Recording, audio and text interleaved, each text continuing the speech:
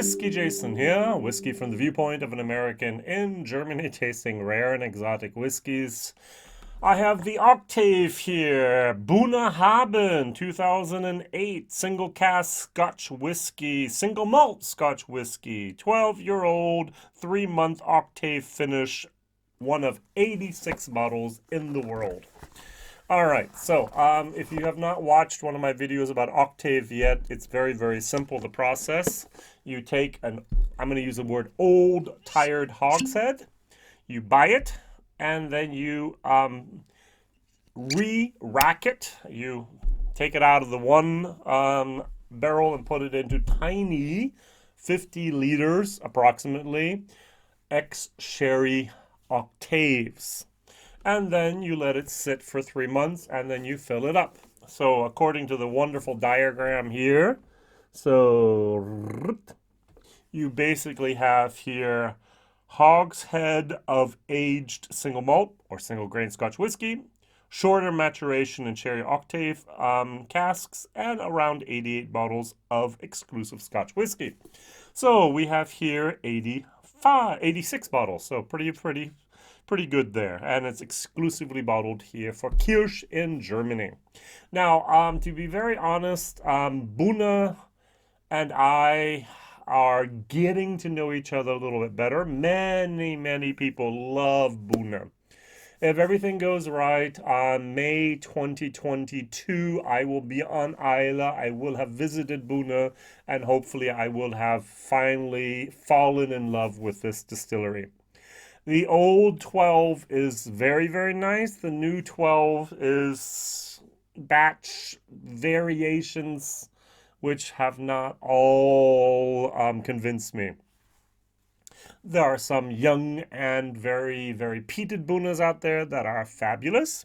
And there are some very young and peated Bunnas out there that are crap. And there are some interesting independently bottled Bunnas out there, and there are some very badly bottled Bunnas that you should stay away from. This is something I can recommend. Yay. First of all, on the nose, it is beautiful. I get a nice old leather moment. I get red grape jam. I get furniture polish. I get old wood, and I get some malty notes with some hazelnuts in there. There's some sweetness as well. And this is one of the whiskeys that I would just love to smell for an hour. So before I even taste it, it's just like, oh, yeah, happy moment. Happy moment again. Oh, happy moment. A little bit of orange jam even is in there. Tiny little bit. Very nice. Like this. On the palate, we're talking now here about 53.8%. We're now also talking about Whiskybase number, 1900637. So a total of 86 bottles, and it goes for around 85 to 89 euros here in Germany. So 86 bottles is not a lot, but that's what you get from a 50-liter cask. Nice. Now, if all my Bunnas would smell like this, we would have had a love affair for many years by now. But unfortunately, they don't all.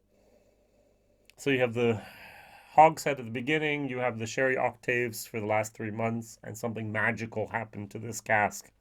Very nice. All right, cheers.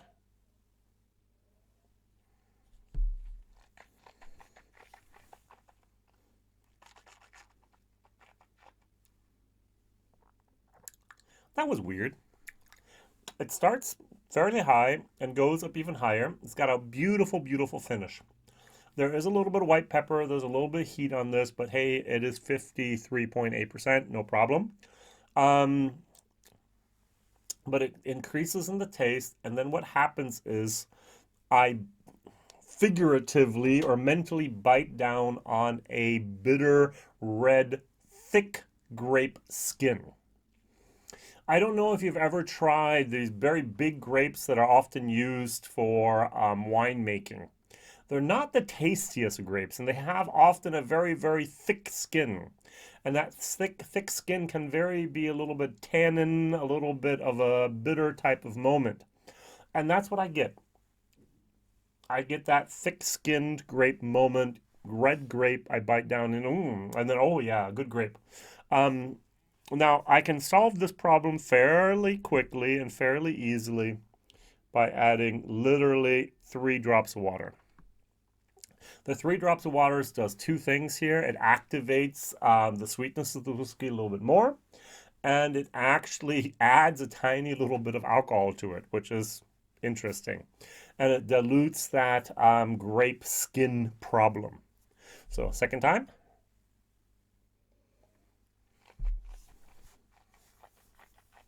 Mm-hmm. Mm-hmm. Mm. Ah. Oh, I like. This is good stuff. If all my Bunas tasted like this, wow. Um, Great finish. This is a B whiskey. Mm. Without the water, it's a B minus, but with the water, it's definitely a B. You can solve this problem very, very quickly there. Um, it's leathery, it's nutty, it's creamy. There's a certain viscosity and oiliness to this. It has a tiny, tiny little bit of that sherry moment within there. Honey. Mmm. Good. Very, very nice. Value for money, that's my problem here. I don't know, it's just me, but I'm not really willing to pay 85 euros for a 12-year-old Buna, which is from the Octave series. I'm going to give it a solid C. If you have the money and if you all have tried some Octave bottles before and you are a fan of the wonderful moments of Buna, this is something you should buy. If you are not a big fan of Buna and you do not know much about Octave series, maybe pass on this one and try something else and buy something else with the 85 euros. Um, but deep down in my heart, I'm really kind of thinking, do I want to buy a second bottle? I think I do. I've shared this, so I only have like this much. I have 5 CLs left. I've drank, well, during with my 2 videos here, I've drank at least 3 of of those 5 CLs. And so I basically have 2 CLs left. I think I'm going to buy another bottle and just actually use this in a tasting one day because this is a fantastic bottle. B, yay. Now, I could compare it to something, as you well know. I have here, for example, also a German exclusive. This was the Wikinger series. It's 86.1% from a sherry butt. I'm not even going to pour it in the glass. I'm just going to show it to you and see so I can have okay, as a comparison here. This is nothing compared to this. This is so much better. This is old school. This is exactly how it should be. This is sherry, bulldozered, and so on. Not the way it should, and way too high proof as well. Um, yeah. What else? What other recommendation can I give? I'm going to go buy a new bottle. I'm going to put that on my shopping cart online at the moment at my wholesaler and go take that with the next. Hopefully, he has some left. Take it with the next shipment. Mm.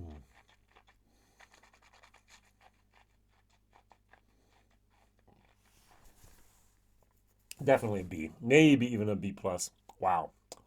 Okay, value for money. Going from a C slowly to a C plus. The more I drink it, the more I enjoy it, the more I fall in love with Buna once again. Thank you very much for liking, subscribing. Could you please tell me what is your favorite cask strength Bunnahabhain? It probably will be a independently bottled. It probably is going to be a single cask. Or if you don't have a cask strength Buna, what is your favorite Buna from the original bottling? Is it the 12? Is it the 18? Is there a 25? Is it one of the young and smoky series there. What was also very, very interesting, we did a blind tasting of Buna Young and Peated, and the two original bottlings, one was travel retail and one is just normal. They were actually in the top half of the thing. Both of those were punished because both of them did not have enough power, enough alcohol like we wanted to. They were 43, 46, whatever percent, and we wanted something 50 plus. And the travel retail actually was, I think, 50 exactly, and that was situation that was place position 3 from 6, and they were all very, very well done and value for money. Buna Young and Peated from the original series can be excellent, excellent products here. So if I take a look very, very quickly here, wow. So my Buna here, here we go. We have the Buna Krachmomene. I have no idea if I pronounced that correctly. 50% for 56 euros. And we also had the Buna Mune, or Moin, I think is how it's pronounced, with 46.3% for 37 euros 90. So both of those original bottlings from Buna, Peated and Young, are just beautifully done for the value for money as well as for the taste. Unfortunately, if you have a single cask strength at comparison, they do lack a little bit. Has to do with the comparisons. All right, so what is your favorite Buna? Please tell me in the chat. That's very, very good. See you soon. Whiskey Jason here. Don't forget to like, share, subscribe, and maybe even post this on social media and say, hey, look, in Germany, they have some good Buna. Bye-bye.